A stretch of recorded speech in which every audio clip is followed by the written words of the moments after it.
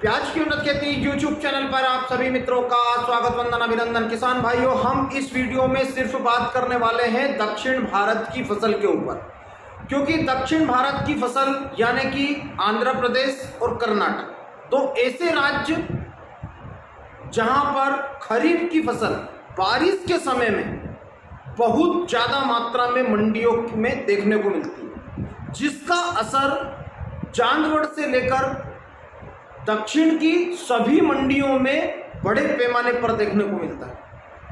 बेंगलुरु की मंडी में बहुत ज़्यादा मात्रा में नए प्याज की फसल अगस्त एंड और सितंबर फर्स्ट में हम लोगों को देखने को मिली। तो बहुत सारे लोग आज यह बातें कर रहे हैं कि दक्षिण भारत की फसल बहुत बढ़िया है और वास्तव में किसान मेहनत करता है, मेहनत का रंग इस समय पर दिखाई देता है। लेकिन क्या स्टॉक में जो प्याज हमारा रखा हुआ है उसके ऊपर दक्षिण भारत की जो फसल अगस्त एंड और सितंबर फर्स्ट में आती है तो उसका क्या प्रभाव पड़ता है और बारिश से वह फसल कितने प्रतिशत तक डैमेज होती है? यह हर वर्ष की कहानी है।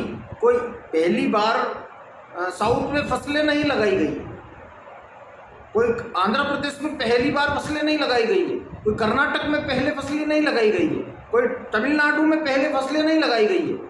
फसलें पूरे भारत में अपने अपने तापमान और अपने अपने क्लाइमेट के हिसाब से किसान चलता है, किसान पैदा करता है। पूरे वर्ष भारत में प्याज की फसल पैदा की जाती है। अप्रैल मई में राजस्थान, मध्य प्रदेश, गुजरात और महाराष्ट्र, इन 4 प्रदेशों की जो फसल है वह बड़े पैमाने पर रबी सीजन में पैदा करने के बाद इनका स्टोर बड़े मात्रा में किया जाता है।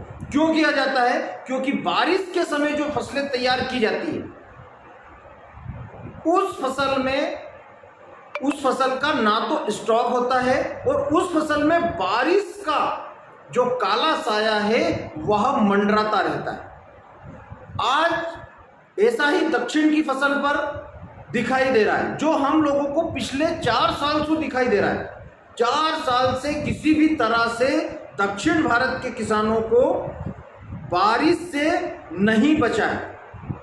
कोई भी दक्षिण भारत का किसान बारिश से नहीं बचा है। फसलें आती है लेकिन उस समय पर बारिश, मानसून की बारिश दक्षिण भारत में इतनी ज़्यादा होती है कि वह फसल उनके एरियो तक ही सिमट कर रह जाती है।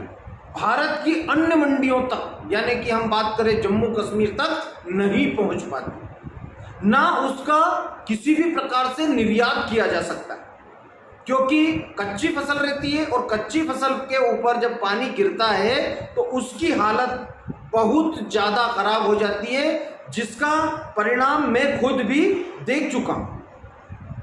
क्योंकि लाल प्याज रहता है, हार्वेस्टिंग का समय आ जाता है और उसके ऊपर जब बारिश गिरती है और बारिश होने के बाद किसान उसकी हार्वेस्टिंग करता है, धूप में एक ही दिन रहने के बाद उसका छिलका बहुत ज़्यादा मात्रा में खराब हो जाता है, वह बिल्कुल भी लोडिंग के काम नहीं आता।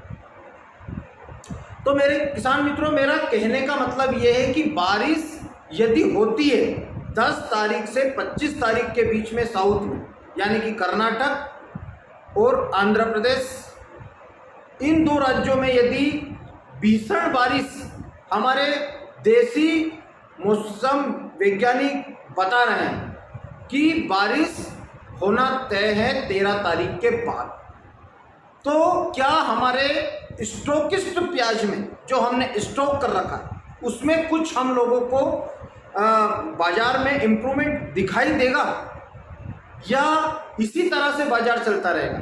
इतनी नेगेटिविटी बाजार में आज है। कोई भी कमीशन एजेंट और कोई भी व्यापारी और कोई भी किसान, 98% लोग आज मद्दी में जी रहे हैं। प्याज में 2 रुपये किलो बिकेगा, प्याज 5 रुपये किलो बिकेगा, प्याज फेंकना पड़ेगा। किसान भाइयों, मैं आज भी आप लोगों से यही कह रहा हूँ, प्याज का बाजार कोई 50 रुपये किलो की बातें मैं शुरू से नहीं कर रहा हूँ, लेकिन प्याज सम्मानजनक स्थिति में बिकेगा। कहीं ना कहीं प्याज के बाजार में हम लोगों को चमक जरूर देखने को मिलेगी, क्योंकि नेगेटिविटी इतनी है, माल पूरा किसानों के पास में, ना किसी स्टॉकिस्ट के पास में, ना किसी व्यापारी बंधु के पास में। अभी हम देखें तो इंदौर मंडी में 2 से 2 रुपये, 1-2 रुपये की बढ़त प्याज के बाजार में हम लोगों को दिखी है, यानी कि बाजार सुधरा है। हम यूँ नहीं कह सकते बहुत तेजी आ गई है, लेकिन बाजार में सुधार की स्थिति है, लेवली मजबूत है। तो लेवली मजबूत कहाँ से हुई? कारण उसका ये है, अभी श्रावण मास चल रहा था, राखी के बाद ड्राई मालों की कंडीशन और बाजार में उनकी बिक्री बढ़ने वाली है। सुपर माल बिकने वाला है, एवरेज माल नहीं बिकेगा। एवरेज माल यदि आपने अभी भी स्टॉक करके रखा है तो आप लोगों को बेच देना चाहिए। सुपर माल आपके पास में है तो अपने स्वविवेक से उसका निर्णय लेकर हम लोगों को मंडियों में ले जाना चाहिए। मैं कभी भी ये नहीं कहता कि आप माल को होल्ड करके बैठ जाइए, प्याज का बाजार बहुत ज़्यादा बढ़ने वाला है। मैंने अपने एक वीडियो में किसान मित्रों, जब प्याज का बाजार 7 से 8 रुपए किलो चल रहा था, यानी मई के महीने में, उसमें मैंने बोला था कि दबा कर स्टॉक करना है। क्यों? आज यदि 6-7 रुपए किलो में यदि किसान प्याज को बेचेगा तो उसको कुछ भी नहीं मिलेगा। जेब से पैसा लगाया उसने, जेब से पैसा लगाना पड़ेगा, खर्चे के पैसे नहीं निकलेंगे। इसलिए किसान मित्रों, मैंने अपने उस वीडियो में बोला था। लेकिन आज उसके कमेंट मेरे को मेरे इन वीडियो में देखने को मिल रहे हैं कि आप लोगों ने किसानों को मरवा दिया है।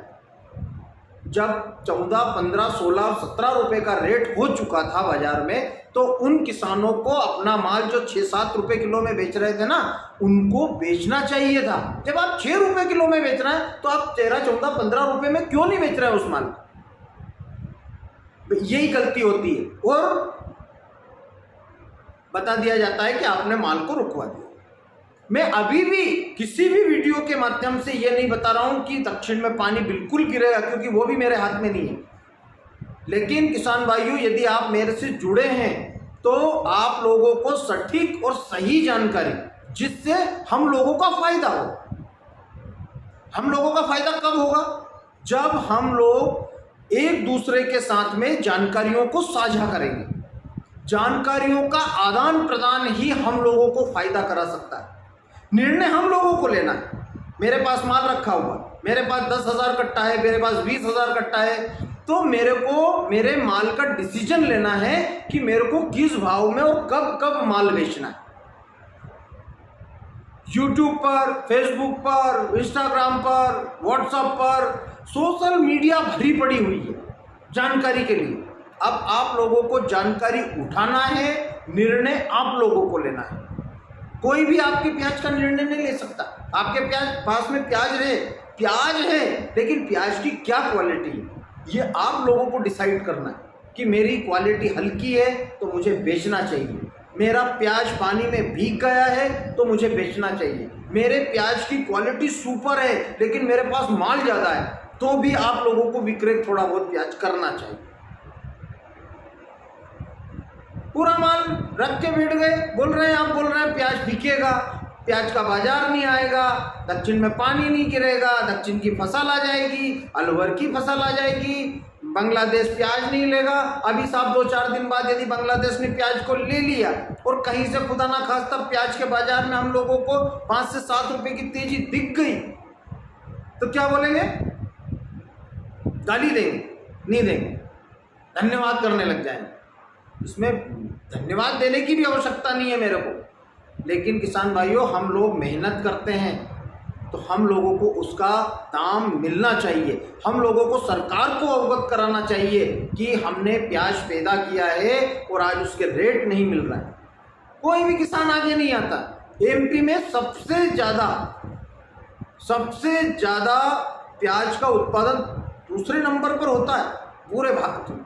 उसके बाद भी यहाँ का किसान एक्टिव नहीं है, एक्टिवेशन नहीं है किसानों में कि हम मिलकर कलेक्टर को, एसडीएम को, एमएलए को, एमपीस को ज्ञापन सौंपें।